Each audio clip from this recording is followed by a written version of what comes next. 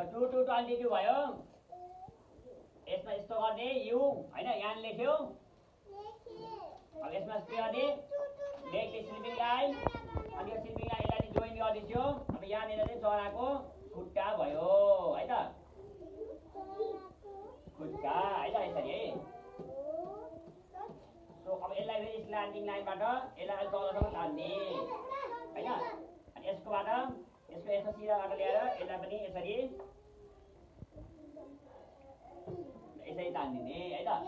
Join दिन्छ अब यो ओरसँग ल्याएर यहाँ जोइन गर्ने। अब हाम्रो बर्ड तयार भयो। अब यसको के पाइन्छ बिग बर्ड पाइन्छ।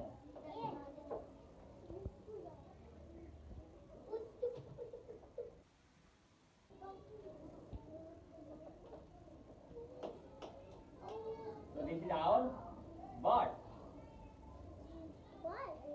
Yes. That little seed, all is there.